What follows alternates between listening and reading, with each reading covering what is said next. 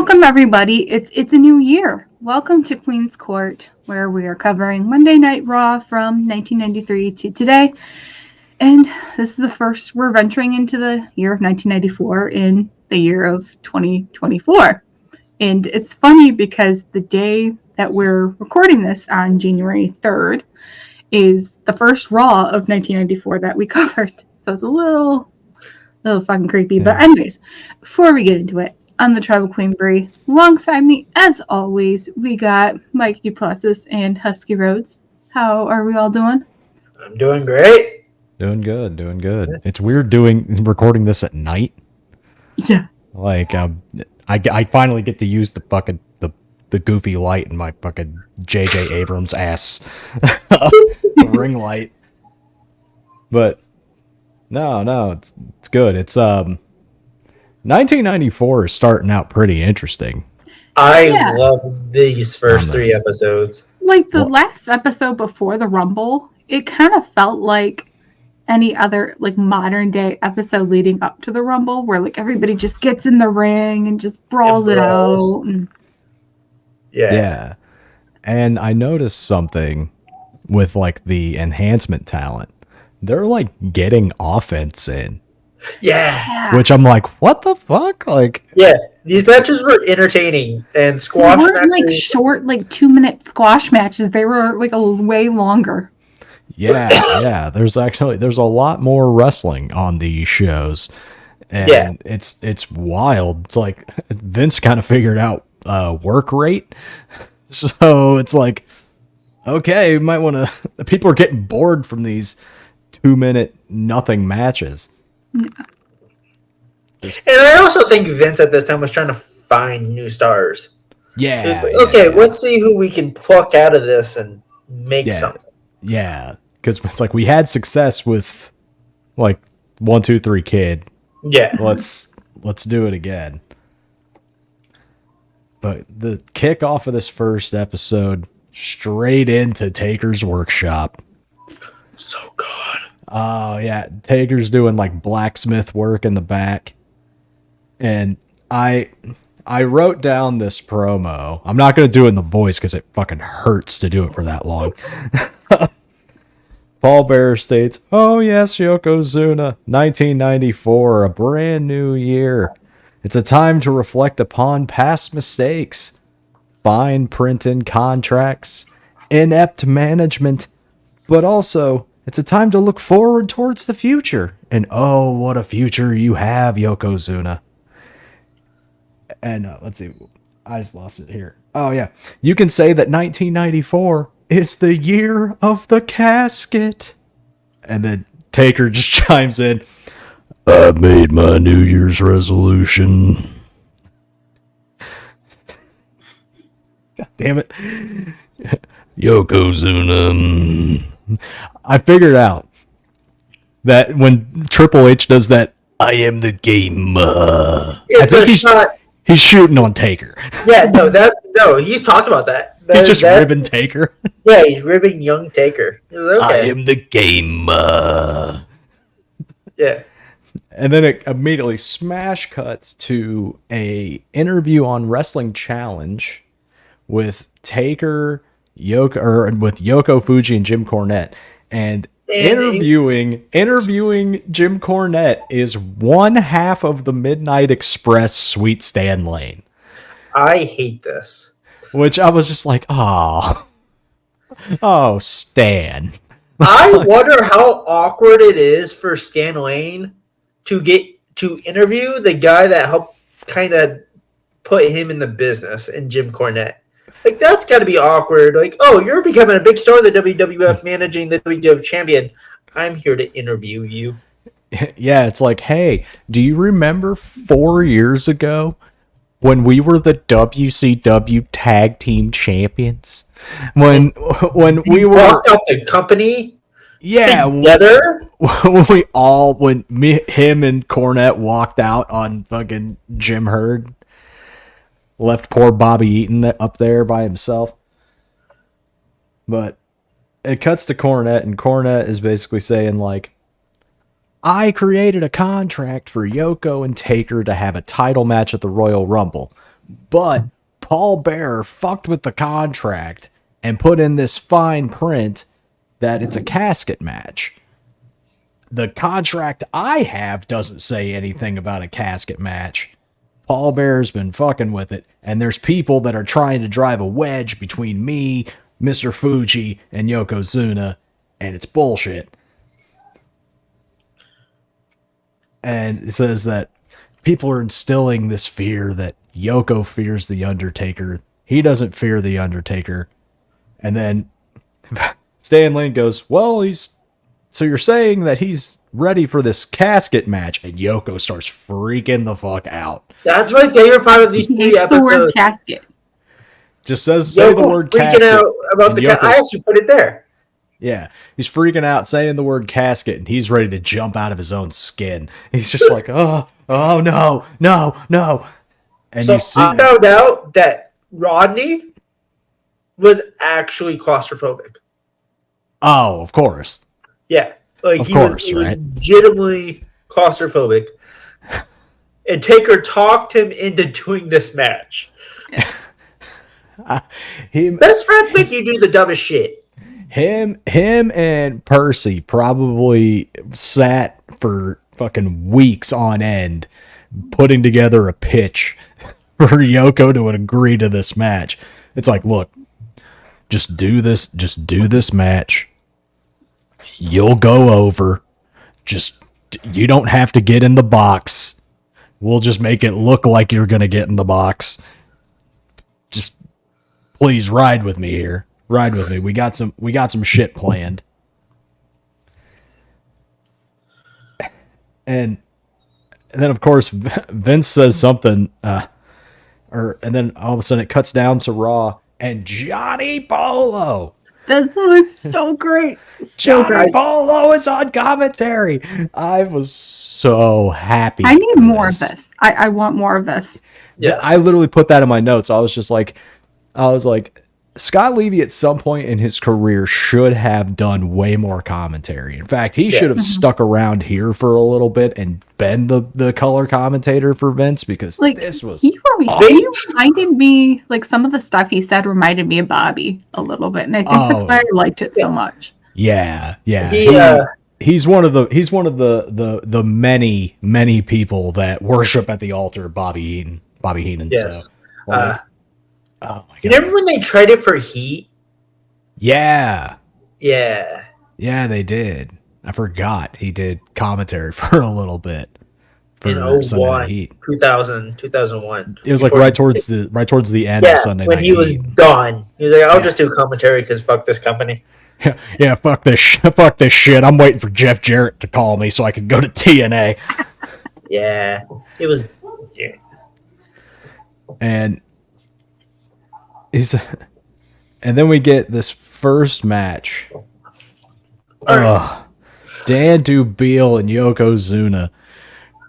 God damn it. Oh, this is the one where he bounced on him. Yeah. Oh, he didn't even try to stop himself at all. Dude. You see, I couldn't pay attention to this match because goddamn Scott Levy trying to be hip with the lingo. Hilarious. Yoko's dope. What does that mean? It means he's cool, Vince. Or keeps calling him Vic. Stop trying to diss my homeboy. That by Scott Levy is the greatest thing in the world. You can't be saying that while you're wearing that teal ass jumpsuit. Fucking. I died. It was so I good. watched this and I was like, this is why certain people hate us? This is why certain people hate us. And then he tried to impersonate Jim Cornette, and that was just Oh god, perfect. that was great. That was fucking hilarious. Where's my notes? Shit. And oh my god, yeah. So basically, Dan Dubiel just gets fucking destroyed in this match, and this fucking bonsai drop. He probably had a concussion. No, I think he had. He would have a broken rib. Oh, he easily had broken ribs. You could tell, like as soon as he hits, like Hiyoko's sitting there, and he's looking at the ref like, "Get him off of me! I'm fucked up. Like this, I'm really hurt." Daniel Beal gets a lot of punishment in this first year. I don't know what he did. Yeah. Who did he piss off to just get fucking like literally just assaulted on camera multiple On a regular times? basis. Multiple times. Like, dude. Like, you would think after like the second or third time, you would be like, I'm done. But he comes back. So that pay must have been necessary. They must have been paying him well. Yeah. Because, Jesus, I'm not coming back after that one. No, thank you. I'm finding a new career path. I just took 600 pounds of Samoan ass at full velocity. Like, no, thank you. I'm okay. And then he talks about later that there's going to be an interview with the American original Lex Luger. Stop calling him that! Fuck! It's obnoxious. And then we get a recap of Lex and Jock. Lex and Jacques Rougeau. It was a match on Superstars. And PCO comes in while Luger and Jacques are both down. PCO runs over, pulls Jacques out of the ring, hits him with a leg drop, covers himself, and covers his head up so the referee can't tell that it's a completely different fucking body type. Yeah. Yeah. Like, Completely different body type, like a foot smaller. yeah, dude, like wild. he's a solid 4 inches shorter than Jacques Rougeau, and also that man is a lot wider than Jacques Rougeau is. That's a thick ass boy in the ring, and Jacques is a tall, lanky fucker. So like you can't tell the difference. I mean, I understand the ref took a bump, and ref bumps. Ref will take one punch and they sell it like they did a fucking Iron Man match. Like, I can understand that for the kayfabe sense, but like, even in a daze, you can't tell the difference between these two. Like, Wow. PCO still has all of his hair, and fucking Jacques Rougeau is about 30 pounds lighter than PCO. But then Luger kicks out of the leg drop, no sells it basically, hits him with the bionic forearm. He pins PCO. Jacques comes in and goes, "He's not the real guy, it's me. I'm the one in the match." And then Luger just knocks him out, pins him, and then hits Johnny Polo with the fucking forearm. So everybody eats the bionic forearm. Normal Lex Luger shit, Hogan 2.0, son of a bitch. Right. And then we get this Luger promo. Boo! I didn't even really pay attention to what he said. I was He paying- didn't say a whole lot.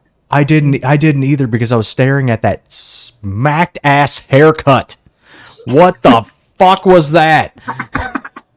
It looked like he just got his fucking haircut and then he stuck a fork in an outlet. It looked insane. Yeah. Did you cut your hair yourself in the dark with child scissors? Like Justin said it in the fucking group chat. He says it looks like when people during COVID times when they were cutting their own hair because the barbershops are closed. Yeah. That's exactly what it was. Speaking of people with crazy hair, Sparky Yes. Plug! yeah, Sparky Plug. He didn't Yes! say anything. He just said he was coming to Raw. Just shows him driving around in his stock car. Bob Holly with hair I know, it's weird. is weird. Like him with longer hair is weird. He needs to have a bleach blonde buzz cut because that's the Bob Holly that I know. Yeah, this weird Sparky Plug thing is weird. So And I know he's supposed to be a race car driver, but if my friends call me Sparky, yeah. it's Well, I mean, it's It's like a name for a dog. yeah. I mean, yeah, that is a name for a It's dog. better than Thurman because that Yeah, Thurman. Thurman Plug. Wow, that's a fucking name. Oh god, I forgot what the next match is, and then I just saw it. Son of a bitch! It Oh was God, it was Bam Bam Bam and Booker. Bam versus Bam Bam. this I will say this match is good. If Bash and Booger didn't have this gimmick, those two could have been a great tag team. But Booger's gimmick just is weird. The gimmick ruined him. If he would have just been like a big ass dude in a jumpsuit or whatever, like not this whatever fucking gear he's got on, and his thing is I eat and I stink. Like that's just your whole gimmick, is that you eat and you smell like a dumpster fire. Like, if he would have came in with the WCW gimmick where he was kind of crazy and belonged to the psych ward. Oh, like Norman the Lunatic? That's him. Yeah, that is him. Yeah. Yeah. If he would have done Norman the Lunatic, I think they would have made it a comedy character. I mean, because it kind of was. It was a comedy character because it was WCW 91, and Jim Herd was making ding dongs. Yeah, ding dongs and the Hunchbacks. Yeah, a team that couldn't be pinned. That was literally a gimmick that was pitched at a WCW creative meeting. As the dude that was running it at the time was like, "I have a team called the Hunchbacks. They have big humps on their backs, so you can't pin their shoulders to the ground." And fucking Ole Anderson's sitting there and he just goes, "All right, book me in a match with him. I get one in, I put a submission on him, he gives up. I just beat your unbeatable team." Like, that was the creative process in that company at the time. But yeah, Johnny Polo just taking shots at Bash and Booger the entire time is fucking funny as hell. Because he said, at one point, he said Booker made a resolution to lose 3 pounds. 3 pounds in a year. And they kept giving him shit because they said there was a hump on his neck. It's like, oh my god, he's got a hump on his back. Oh god, look, Luna's rubbing his hump. They fucking fell apart. I am not gonna lie, I did not need the image of Luna Vachon rubbing up against Bash and Booger in my head. That was totally weird. Well, we got it on our fucking TVs. Like, so uncomfortable. That was like, okay, well, this is. I was waiting for the moment Bam Bam saw that shit. Yeah. And was out there and like, "You're fucking with my woman, you motherfucker." Oh yeah. Oh, you rubbing up on my main squeeze? Now you gotta die. And he's because fucking Booger gets gets beat on for a bit, and then he gets thrown out of the ring, and Luna just being the good manager, making sure that her team is okay. Nothing crazy. It's just like, yeah, you'll be fine. Get up there. You'll be fine. You'll be fine. Bash turned it as one of those creepy guys who's like, oh, she's touching me. So yeah. He turned in. He's literally the human embodiment of the "where's my hug at?" Yeah, can I get a hug? Like he turned into that guy. Yeah. And Luna's just gagging the entire time. He's like all up on her. She's like, ah. Like fucking gagging and shit. It's so fucking funny. And then Bam Bam sees him. He's just like, "What the fuck?" Goes out there and starts beating ass. And they get counted out because they just start fighting each other. Billy and Bart Gunn are just sitting in the ring like, what are we doing? What are we dealing with? Sweet, we won. I just put well, 3 out of 4 people in this match are good. And then we get our first Royal Rumble report leading up to the Royal Rumble, and just kind of breaks down the card a little bit. Yeah. And then we get John Crystal versus JFF, JARRET. This year is a lot better than last week. It's a lot better than last week. It's still a little fucky, but like it's a lot better than last week. I liked the purple. See, yes, the all-white thing just made him look even more like a male stripper than this one did. Like this one he looked like a male stripper trying to be Grimace. And it's true. It's true. The jacket, he added the jacket this time. So I'm like, all right, he's getting the gear together. I just put, he looks like the shittiest superhero with that weird cape thing that he's got on. Facts. And then, why is he giving John Crystal so much offense? This is where I first noticed that the enhancement talent guys are getting a lot more in than what they were in the previous year. I'm like, did he work for Jerry? Like, did Jerry know this dude? And like called up Jeff and was like, hey, look, I'm sending a kid up there, make him look good. I usually look up jobbers, and I got no info on this man. Huh. But he Looking up good. jobbers is really fun to me. looking up the random job guys. Just seeing like, what are they doing? What are they doing now? And one of them, I'll talk about in the last episode. Yeah, you know George what? South. That just gave me a good idea. Every show, we should be like, pick a jobber and be like, where are they now? Oh, where are they now segment? Yes. I like it. A lot of jobbers are really still trying to get paid for these horrible independents or working 9-to-5 jobs. Fucking Ian Rotten owes me $300. Son of a bitch. Oh God.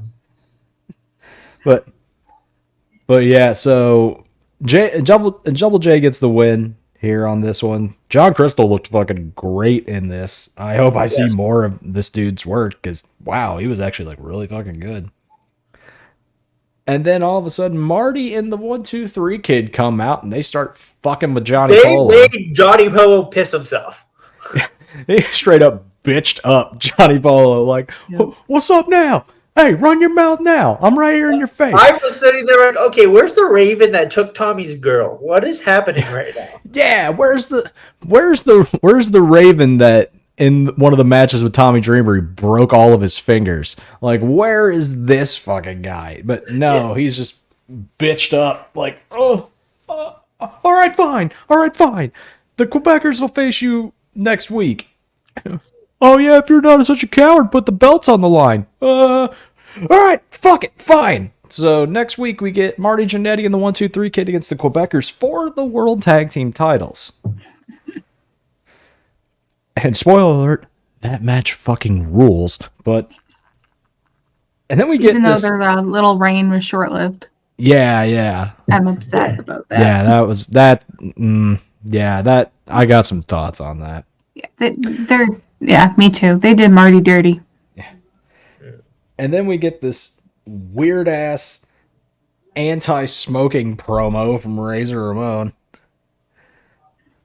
I was like, that's weird. Like, this is weird. And then Shawn Michaels versus Brian Walsh. It was this match where I noticed the jobbers getting an offense. Yeah, I was like, I noticed it too. I was like, hold up, Brian Walsh is not getting his ass beat by Shawn Michaels, and this match is taking forever. Yeah, I know. I was like, why? Who is this guy? I'm like, did he must have went to the same training school Shawn did, and was like, hey, this guy's fucking good. Give him some time. But Jacques Rougeau calls in, and basically is just like, our manager Johnny Polo is the smartest man in the world, and we have no problem facing Marty and the 1-2-3 Kid next week, and then yeah, this match was pretty solid. The pile driver that Shawn hits is fucking nasty, dude. He stuck him with it. Like that dude took it fucking beautifully. It was fucking sick. So this dude, Brian Walsh, his only matches, he has nothing outside of the WWF. He's been he was a jobber from 93 to 98. Really? Yeah. His last match on this website is a Saturday night taping, a Shotgun Saturday night taping, where he was in a tag match against a Ballin School, aka the Harris Brothers. Oh yeah, the Bruise Brothers. Yeah. So outside of that, no. And then episode 2, it is the 1-year anniversary show for Monday Night Raw. So we get a recap of the whole Marty Jannetty, Johnny Polo, 1-2-3 Kid saga, and then Randy fucking Savage comes bolting out. The best jacket I have ever seen in my life. that Monday Night Raw jacket that he has is so sick. I need that jacket. It's so cool. He comes So in. Somebody it's the throws a second drink on favorite him. jacket. What? Somebody threw a drink on him when he's like coming to the ring. Like, I was like, oh shit. That beautiful jacket, don't you? I figured, I think it missed him completely because I just see a cup and liquid flying through the air. Yeah. I was like, oh shit. If that had hit Savage, he probably would have jumped the barricade. Where you at, motherfucker? But he comes to the ring fucking crazy. This crowd's going ballistic shit for fucking Savage. And also, I think it's the first time where they haven't done a show outside, or they've done a show outside of New York and Pennsylvania. Because they're in Richmond, Virginia for this one. Yes, yeah, this was the first time, which is a weird thing to do for your 1-year anniversary. Right. You would figure that they would have the show at the Manhattan Center or at Madison Square Garden. Yeah. But no, they're like, yeah, let's do this Coliseum in Virginia. I mean, no offense to Richmond. Richmond, your fucking city is sick, by the way. But like, just random, just really weird. And then we start out, Savage is on the commentary for the 1-year anniversary. They keep showing random clips of stuff throughout the past year. Like one point it shows Kamala chasing Kimchi through the crowd. Yeah, they show the 1, 2, 3 kid upset in the first clip.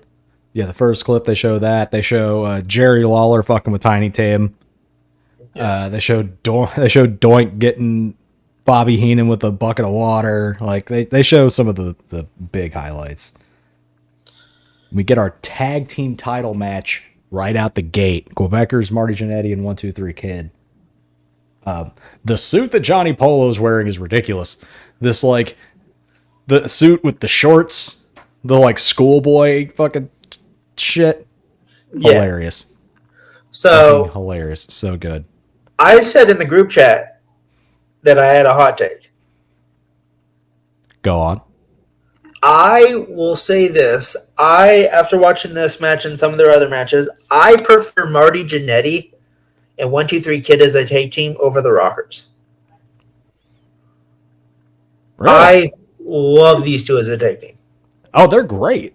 They're definitely an awesome tag team. Yeah. I think they should have gone for a longer run as a tag team.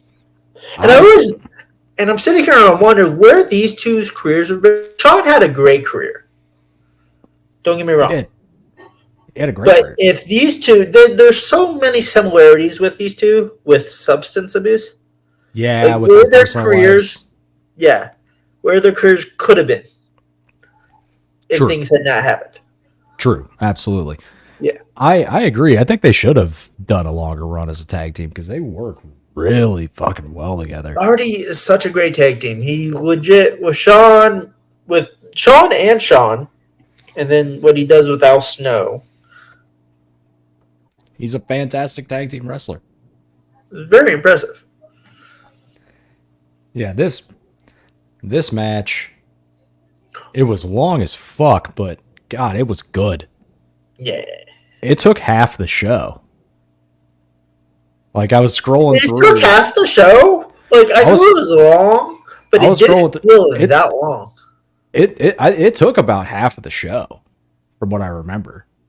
Because I was, like, scrolling through. I was like, holy shit, this match goes long. And with their fucking 2 commercial breaks on my Peacock, I was like, holy fuck. Like, this is insane.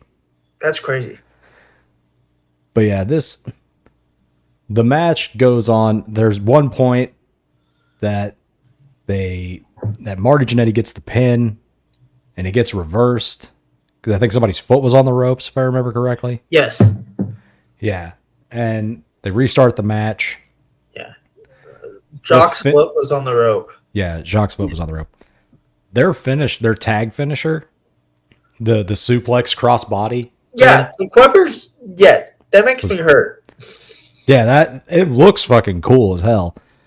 But I could tell that, like, as soon as Marty got him up, he's like, go, go, go, go. I'm not keeping this fucker up that long because he's got the bigger one of the fucking Quebecers up. He's got PCO on his shoulder. And then hits it. They win. Savage materializes in the This ring. is what I thought was great. He comes out of nowhere for no reason at all. Like, you would think he was managing these two. What the fuck is Savage doing? You barely hear the ref's hand hit 3, and he's throwing his fucking headset to the fucking table, and then all of a sudden he's in the ring before the ref is even fully up. Savage is in the ring, just yeah. Like, what's the point of this? He's just like, holy shit, kid, you fucking did it. And then, like, he gets out of the ring there, and they run through the crowd. 6 shot of both of them just like standing up on chairs in the crowd, holding the belts up. It was fucking cool. They were definitely standing on chairs because Sean was above people and Yeah. tiny SOB. Yeah, he was. Then after this, we get a Raw report. This time, it's good old JR giving us the Raw Rumble report, and I was fucking stoked on that. Like, all of a sudden, I just see young Jim Ross on my screen. I'm like, yes.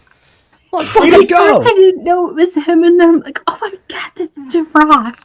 Pre-cowboy hat and pre-cerebral palsy Jim Ross is just, it's awesome to see, but it's still so strange. It's crazy. It like literally it just takes me back to being fucking 7 years old watching wrestling. I'm just like, holy shit, there he is. It's Like, him. Yeah, he said Todd was snowed in. Yeah, Wherever. he was. I think there was like a blizzard or something. Yeah. Oh Wherever- shit! And he wherever- really I Tom honestly think that's why they did this in Virginia. Because if they couldn't go... Yeah. Because they couldn't. Well, They couldn't okay, even let's have a makeshift Raw. Yeah, we can't. yeah. Yeah, we can't. We can't do it in New York, so we're gonna film it here. Because we've done house shows here and it's gone over well, so we'll do it here. And then we get Brad Anderson and Ludwig Borga fucking boo. God, this match sucks away. shit. You human piece of shit. Hated it. I hated every second of it. What I loved about this, though, is they don't even start the match on TV. Like, it comes to the match, and he's already kicking his ass. Yeah, it immediately starts. Yeah. No Like, it was- entrances, nothing. No, it was mid-match, and Ludwig Borges was like, okay, I'm just going to hammer this kid. Yeah, I'm just gonna beat the shit out of this dude for a while. And I forget, did Luger call? Somebody called in during this. Lex did. Lex Lex called in. did, yeah. So, they did this with the Randy Savage gimmick with Crush. Right. Lex wished Tatanka well in the Royal Rumble match. Yeah. When a wrestler wishes another wrestler well, the one on the phone usually gets turned on. Which will happen. But it's just like, oh, this is a thing. It's like there's the start. Yeah. Right there. Starter There- heel Tatanka. Yep, that is literally lighting the fuse. And it's ready to blow the bomb up. Which, yay. But he still never had a fucking belt. Yeah, Fuck I know. you, But I ain't gonna lie, Money Incorporated Tatanka, Money Inc. Tatanka is fucking awesome. He's like, you love him as a babyface, but he's a great heel. that He does faction is really- so loaded. So, I mean, he's going to be with Ted and IRS. Yeah. Yes. What? Yeah. This faction, we're going ahead of time, but this faction, you have Tatanka, you have one Sid Vicious, Yeah. who comes in late 94. You have, for some reason, a Nikolai Volkov, who comes out of Needed nowhere, work. hasn't wrestled since like the early 80s. Yeah, he hasn't wrestled in like 10 years. And fucking Vince is like, whatever, get out there. And you get a heel 1-2-3 Kid. Yes. 1-2-3 Kid does turn heel. I forgot that he Turns on Razor later this year. No. Yeah. But him as Oh, but a that money. heel is fucking awesome. 1-2-3 Kid as a heel is fucking great because he's a perfect like shithead heel. Yeah, it's That's really why- good. That's why he worked so well in the NWO and when DX was heel. Like he does really good work as a heel. Yeah, but it's an interesting faction. It really is. And then at the end of that faction, you get the debut of a one Steve Austin. Oh yes, yes, that is where Steve Austin comes in. In 96. Tail end of that. Yeah, in 95. I mean, by the end of this, well, I mean, technically the way we record, so like by the end of 2024, we'll get to it. We'll get Steve in 95. Yeah, we will get Steve Austin on our screens before the end of this year. As the ringmaster. Yeah, as the ringmaster when he still had hair. But yes. Weird. Yeah. No goatee. Buzz cut. Yeah, no goatee, but a bleach blonde buzz cut. Yeah. It's fucked up. And then we get a recap video of from Superstars. Yoko's in the ring giving an interview. Then all of a sudden, bong, and the lights go out. Fucking love this feud. Paul Bearer comes up on the screen. And then Taker comes up on the screen. And Yoko's freaking the fuck out. There's a super cool shot that they do where the camera guy's on the floor next to the ring and he's shooting in between the bottom and middle rope. And it's showing like Yoko standing like in the corner like terrified and all you see is a giant Taker face. Like it's fucking so sick. That shot was cool as hell. And then it cuts to Undertaker just annihilating Ray Hudson here. Yeah, this was the one jobber match where the guy didn't get any offense. Well, one of two, because it wasn't even supposed to, that main event was pretty much a squash jobber match. Yeah, it was. And then we get Bam Bam Bigelow versus Bastion Booger next. Ugh. This match sucks. It's literally Bam Bam kicking this dude's ass because Bastion Booger messed up on 3 spots. This was hard to watch. This was very, very hard to watch. You can tell like 2 minutes in, the fucking Bam Bam's pissed, and he's like, okay, I'm just going to kick this man's ass. Yeah, he's like, I don't want to fucking be out here. This dude sucks. I'm going to hit him with the... Booger was still trying to like blow kisses and shit at her. Yeah. Well, she was egging it on, too. Yeah. She was egging it on, too. She was just like, hey, come here. Come here. Like pulls him around the ring, and then Bam Bam just comes out, beats ass. Yeah, that match was fucking awful. And then we get an interview with Johnny Polo and the Quebecers reeling after their loss to Marty Jannetty and the 1-2-3 Kid. And this is where Jacques like, our manager Johnny Polo is the greatest manager of all time because he worked into the contract and he got us a rematch. Isn't that right? And he's like, yeah, we did that. Like, totally like, I'll get it fucking figured out. It's fine. Oh my god. And then it's time to cut the Raw birthday cake that's been sitting out at fucking ringside the entire night. Yeah. This melty ass fucking cake has just been sitting in this fucking all these lights for hours. They're cutting the cake and then IRS comes out because he has a match with Macho on the next episode. Yeah, we didn't even talk about that. They talked about that Randy Savage IRS match like 3 times. Yeah, we have Randy Savage IRS next week, and Crush is going to be on commentary. The first time he mentions this, Randy Savage is like, well, Crush is going to be out here during my match with IRS. And like, you can tell he's getting fucking wound up. IRS comes out, and he's fucking calling everybody tax cheats. He's going to beat Savage in the ring. He turns around, and he's smacking the ring. I'm going to beat you right here in this ring. And he turns around, and he just eats the cake. And because of the red icing, it looked like, I'm like, did he blade? Like, did he gig? Like, and then I was like, oh wait, there's red icing on the cake. I was like, holy shit. Why is he bleeding from a cake shot? Like, did the fucking candle stab him? Like, what the fuck? That would be fucking great. Comes back, he's got a fucking giant gig mark in the shape of a candle on his forehead. But then we get for episode 3, we get a recap of Marty Jannetty and the 1-2-3 Kid beating the Quebecers for the tag titles. And then we get Terry Austin versus the Rocket Owen Hart with Brett in his corner. Terry Austin looks like he's a New York subway driver. Like he's really driving the L train. Yeah, he's... Owen basically threw that dude around. Oh, yeah. No, Owen's like, fucking whatever. Yeah, I'm taking you to the dungeon. Yeah! Justin, Owen is still better than Brett. That is all facts. Oh, no. We are some point gonna get our show canceled if we keep on talking shit to our boss. You made me lose my headphones. Fuck. Yeah. So, yeah, that match, it was a solid Owen Hart match.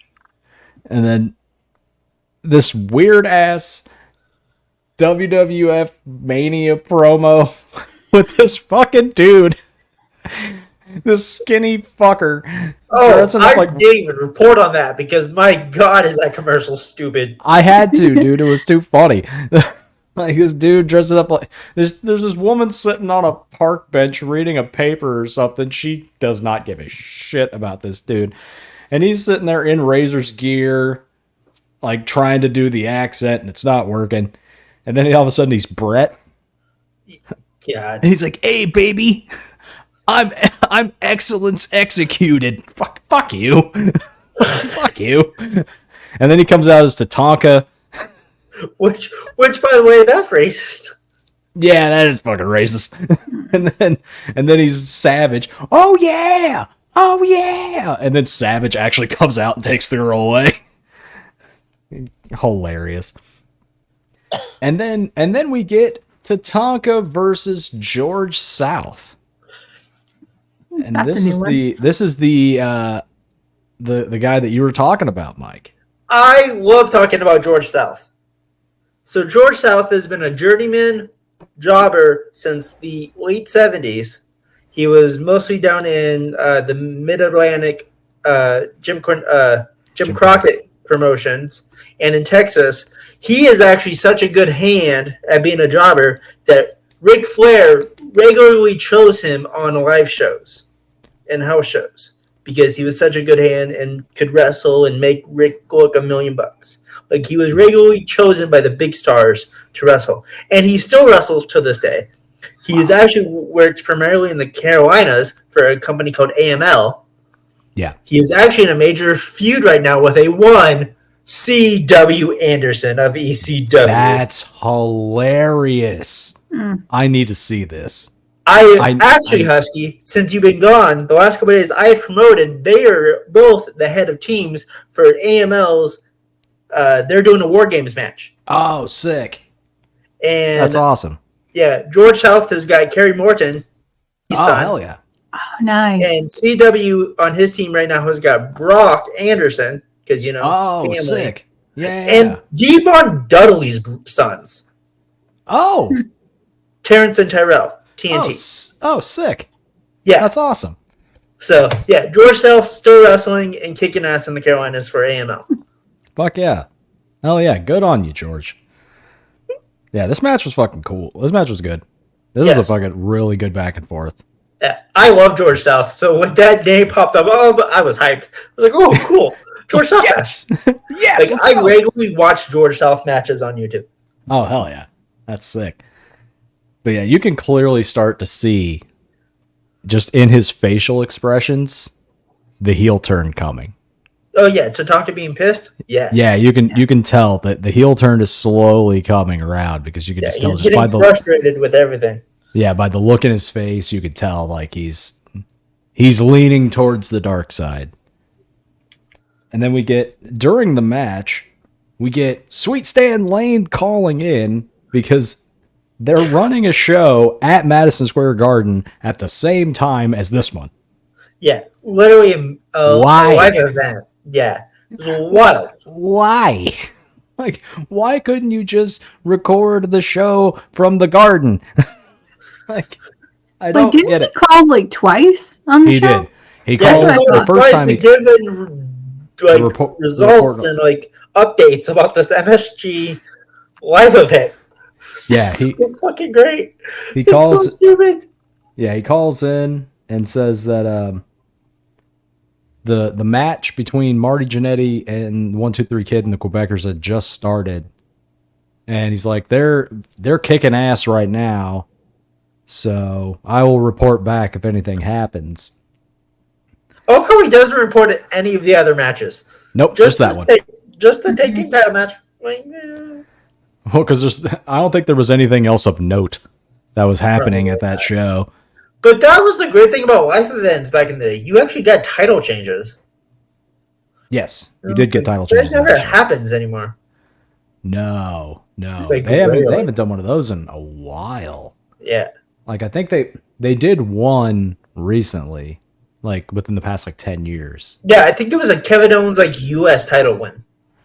Or was it AJ Styles? It was AJ Styles. It was AJ Styles. AJ Styles beat Jinder Mahal. Yes. For the world title. Yeah. And then this Alundra Blaze package, which was creepy. Yeah, it was weird. Yeah. Like it shows her winning the women's title. But then it shows her working out and then in a bikini and then it was very strange. Yeah, I was like, you told nothing. You told nothing here. Like just she's a person and she's here and she's our women's champion. Yeah. God forbid she talks. Yeah. You know? Like fuck. Yeah. And then we get a return of a Slim Jim ad. Haven't seen one of these in a while. Fucking sick. And then we get this Yoko interview. And it's just Yoko and Fuji out there. And Vince is like, so did you fire Jim Cornette? And Fuji's like, why is Jim the one in Japan? Why isn't it Fuji? Why isn't the Japanese man the one in Japan? Smoky Mountain had a big show, probably. And Corny needed to be there. So he's like, no, he's in. And Vince is just stirring up shit because he keeps saying casket just to piss off Yoko.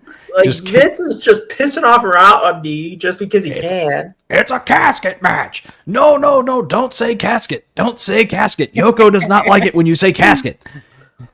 And he says it 18 times. Yeah, and Rodney's over there sweating bullets. He's like, they did those close-ups to Rodney's face, and I was just like, oh, he's really freaking out. Like he's no pun intended. It looks like he's seen a ghost. He's literally just like, oh, like freaking out. And then Yoko or Fuji's trying to fucking get Vince to shut up and calm Yoko down, and then the lights go out. Bong. Crowd goes ballistic. Shit. Paul Bearer without makeup, by the way. That was weird. Yeah, no sans makeup Paul Bearer. So he looks like a regular person. Yeah. Regular person in a black suit. Yeah, wheeling out the biggest casket I've ever seen. Yeah. It's like saying because he had a casket match with fucking Kamala of all people. Right, yeah. And he's wheeling this thing out. It's getting caught on the fucking guardrail. As he's trying to get it to the ring, he keeps running it into the guardrail and bouncing it back out and shit. And he wheels it up to the ring. And Vince is like, let's get a closer look at this thing. Come on. What are you scared? Come on. You're afraid. You're a coward. Like, fuck off, dude. Oh, what a Samoan a coward is a crazy thing to do. You're calling a guy a coward that could easily eat you for lunch. He's taking shits bigger than you. Everyone in California eat you. Yeah, dude. Yoko is taking shits bigger than Vince McMahon. And he's out here you're a coward, blah, blah, blah. And then finally Vince and Fuji walk up to it, and he's just like, "Oh, that's a big casket. Ah, I see you looking at me, pallbearer. Ah, look at those big handles on that thing. Yoko, get over here. It's fine. It's just a box. It's not meant for you. It's meant for the Undertaker." And he finally, like, it takes him like a solid 5 minutes to be like, okay, creeps over. And he says he's going to smash the casket. And he, instead of just bonsai dropping on top of it, he's like, now I'm going to look into this thing. Opens up that door and, ooh, there's the Undertaker. What the fuck? And you see Vince run away. Yoko runs for his fucking life. Mm-hmm. I've never seen that big man move that quick. He was out of the ring. By the time Taker is fully stood up, Yoko is like on his way to the entrance ramp. He's like, fuck this. No, thank you. And Crush on commentary. Oh yeah, I forgot. Crush was on commentary this entire fucking show. Yeah, Crush. I love it when it's a heel babyface commentary team, because the first one with the babyface, I was like, okay, this is kind of weird, but when it's also a heel, that makes me happy. Yeah, because they can play off of each other. Yeah, pretty well.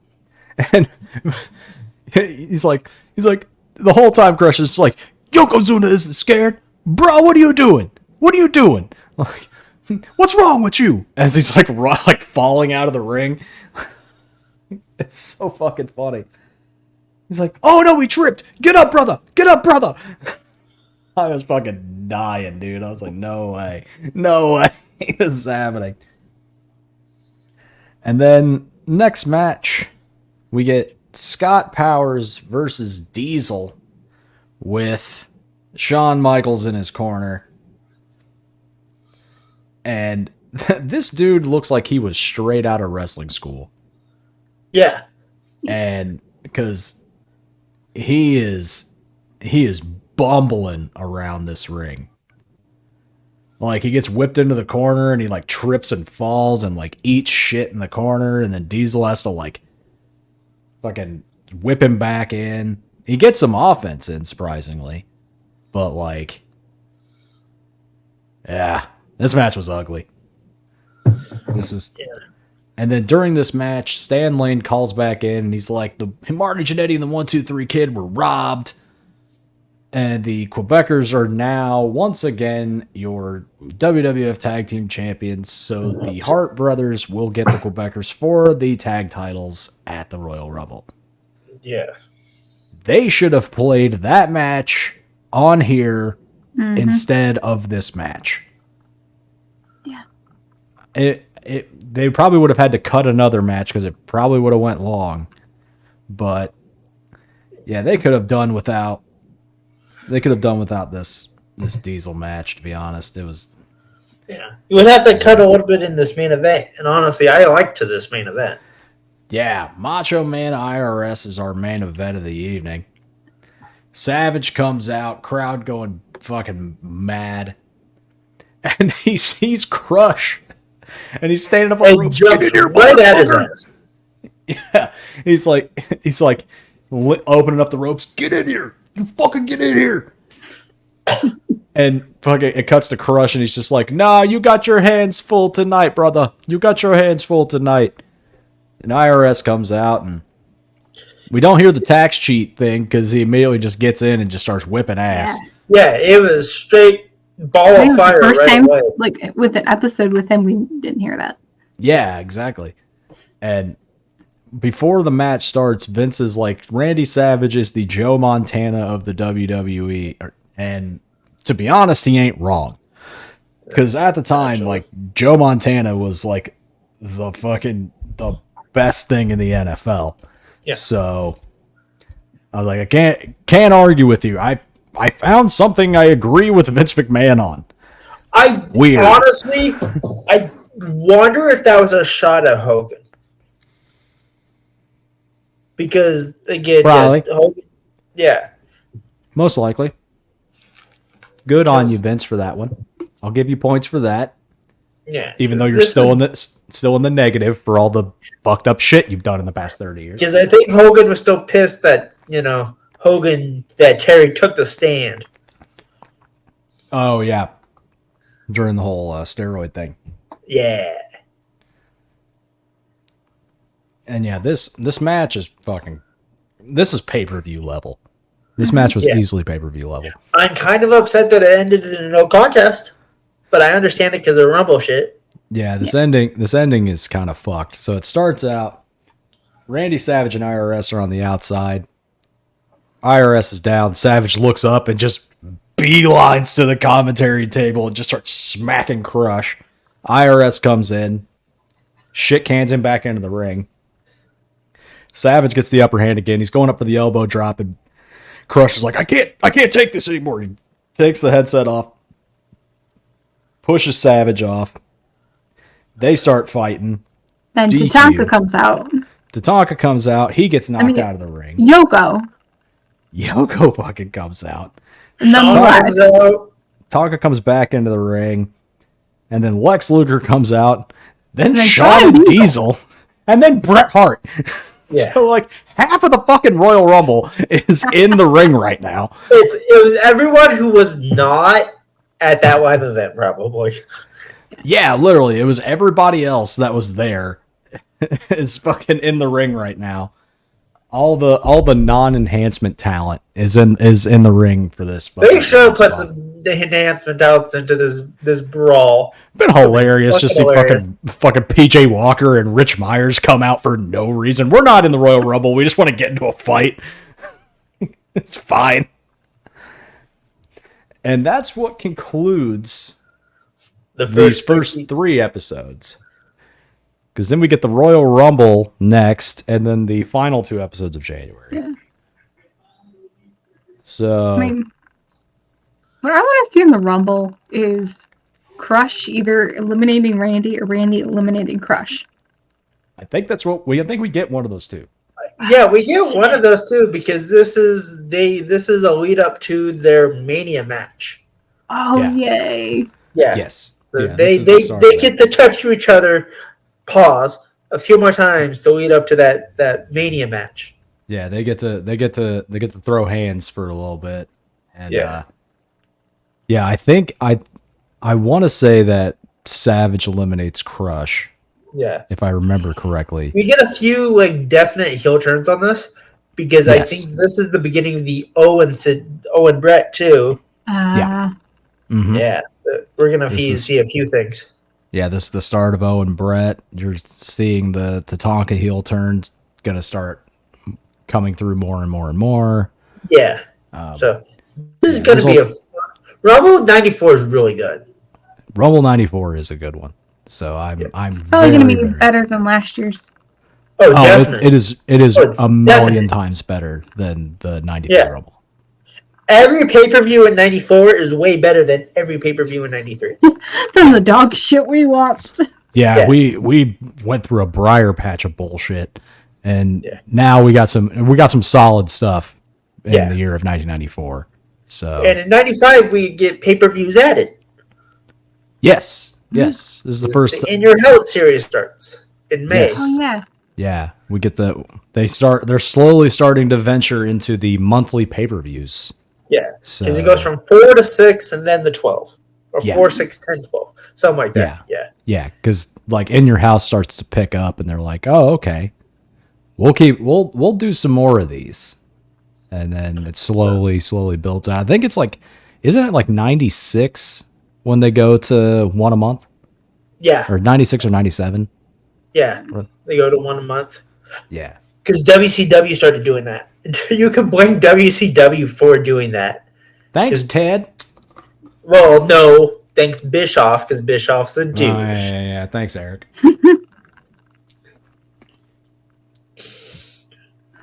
Yeah, but yeah, that's the first 3. So that wraps up the first episode of 2024 with the beginning of 1994 Raw. So next week, like we said, we're going to be covering the Rumble and 2 preceding Raws. So, but before we go, if you like what you watched, you liked our commentary, like the video, subscribe to the channel. Share with a friend. I And, know you where know, she's check out laughing, all but the that's fucking other funny. check out all the other good shit that's on the channel. There will be more. There will be more of us, and there'll be more of other faces on Yeah. the World Championship Wreckage YouTube this year. So There's Hopefully lots soon. to come from everybody. we got a lot of stuff in the works. Hopefully, we can flush it all out. So Dad hat.